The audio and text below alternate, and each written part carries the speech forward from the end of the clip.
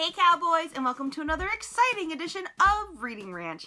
I'm Katie Hunt, and I take my mother's more questionable literature and give it a 5-minute review based solely on the content on the back of the book and some of the excerpts inside. It's still the holiday season, and my mother has a very eclectic collection, which means she has a book for all holidays. So I found more Christmas, and we are reviewing one of them today with the theme of the month, which is Christmas, if you've been following. Please follow. Anyways, this week's book is Linda Lyle Miller's Christmas in Mustang Creek. Ooh, too bright. Here we go. Ooh. So let's just dive right into it, shall we? No one does the holidays like Linda Lyle Miller, whose Christmas novels have warmed the hearts of millions of readers the world over. Charlotte Morgan grew up in Mustang Creek, Wyoming. Wyoming! Ding! And couldn't wait to escape to the big city. But life in New York isn't as fabulous as she'd like to admit. She's lonely, doing a job she doesn't love, and dating too many frogs she's met online. There was one potential prince, though, Jackson Locke, a veterinarian with definite possibilities. But this move to Idaho to fill in at his dad's vet practice ends things just as they could get interesting. What Charlotte doesn't know is that he misses her more than he expected. Meanwhile, Charlotte's great aunt Geneva, the woman who raised her, needs to enter an assisted living facility. So just before Christmas, Charlotte moves back home. When Jax catches wind of her move back west, he's determined to go to Wyoming and do whatever it takes to win her back. Christmas in Mustang Creek is a magical time in a magical place, not least because of a mysterious visitor named Mrs. Klozz. Really? She knows that love is the greatest gift of all, and she is ready to help out Santa by giving these two a push in the right direction. Why do I even need to read the book? You had the whole thing in the front cover. We know what's gonna happen now. Well, first of all, how am I supposed to read this book if you've got a huge sticker right in it? Hello? You are ruining it. I'm gonna go to the bookstore and I'm gonna steal books. What is the last thing I probably potentially want to steal? The porn. The expression on Jack's handsome face was a touch too innocent. Charlotte felt as she'd opened the door moments later, but he had a point. As festive as this feathery snowfall was, the temperature was probably in the single digits. Besides, he'd been a total gentleman the night before, hadn't he? And now he'd taken Muttley for a much-needed walk. It wasn't his fault, after all, that she was overly suspicious of his smile. The least she could do was be courteous. As they stepped inside into the warmth of the eccentric aromas of whatever was baking in the oven or cooling in the kitchen counter, or both, Charlotte's thoughts jumped the curve again. What would have happened if he'd had a condom? Nothing, she told herself firmly. You go, girl! You don't give in!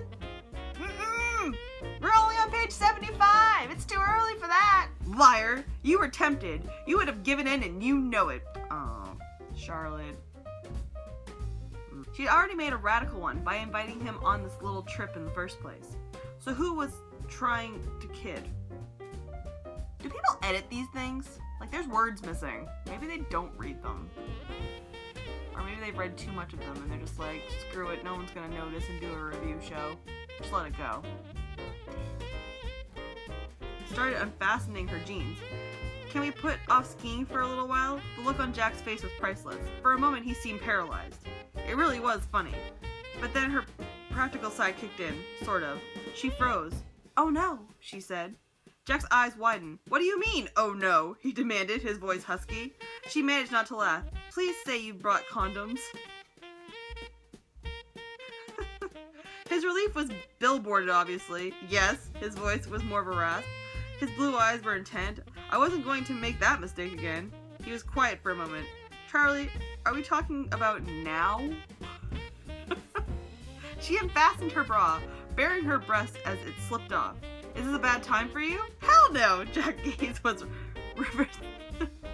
reverted south of her face. He pulled his shirt off over his head after unfastening only a few buttons. His boots went next, then his jeans. Then, when he joined her in the bed, she was naked and ready, and so was he. He held her, nuzzled the sensitive skin beneath her ear, his breath warm on her neck. Charlie, she murmured. Oh wait, he murmured. She's Charlie. Oh wait, why is he calling her Charlie? Charlie. Is Charlie a nickname for Charlotte? That got confusing. I was like, when did he end up in bed with a guy? That got more interesting, actually. He gave her pleasure. She not only wanted, but also needed, in long, smooth strokes, in tender touches, and soft words, until she trembled in his arms and wished for one insane second that she hadn't insisted on a condom. Girl, don't fall into that friggin' stereotype. No babies. No babies. Okay, also, I have noticed in this book, it's very food-oriented. Like, they're in the kitchen all the time, eating. If I stay here, I'll gain 1,000 pounds, he whispered to her. Your bread is amazing. Brownies? He asked. More wine? She offered. I can make my own coffee, thank you very much. The brownies had heart-shaped candy pieces in them. Naturally, Mrs. Klozz had donated cookies. The creamy sauce and tender chicken were balanced by the flaky biscuits, but the brownies eclipsed all exceptions. Good lord, it must be a holiday book, because all you guys are doing is eating. Christmas Eve started with a light snow and gentle wind tossed up by winter swirls. Yay! The Christmas book finally mentioned Christmas! It's a miracle! He replied with a crisp nod. I'm a very sweet young man, he said. Just ask Miss Klozz, if you don't believe me. Laughter lurked in his eyes. Would she still think so if she knew what we did last night? Do you love Jackson Locke or not? Yes, Charlotte heard herself say. Interesting, she thought, that Jax had said something along those lines a few minutes earlier. She assumed he was joking, but maybe not. Jax came in front of the kitchen then, carrying 4 soup bowls and a tray, along with a tureen and a ladle. And doing a pretty good job of it, too. First course, he said. I'll be back to pour the water. More food. He totally missed the fact that she said that she loved it. What? Miss Klozz gave this to me and told me to put it on. I did it because she said I looked nice. Do you realize there's roast beef, mashed potatoes, and gravy? I'd flap my arms and fly to the moon if she asked me to. Food. Alright. So they seem to love each other, and they're finally figuring out that they love each other. There is an epilogue. Let's find out what is going on. Charlotte started to bend over, realized that wasn't going to happen, and she had to laugh. She was slightly too pregnant. Of course she's pregnant!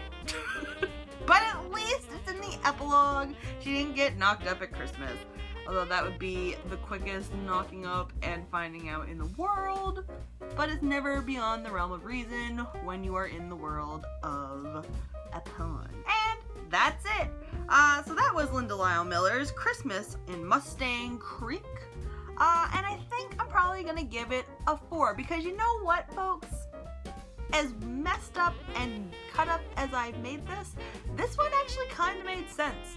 Just a little bit. Which scares me now because some of them are making sense. And that's really it. So, if you like this, please subscribe. Make sure you like this video. Comment down below if you like it. If you didn't like it, I can take all kinds of constructive criticism. Yay! And I hope you all have a safe and wonderful holiday season. There'll be another video next week for this holiday extravaganza. And I will see you later, cowboys.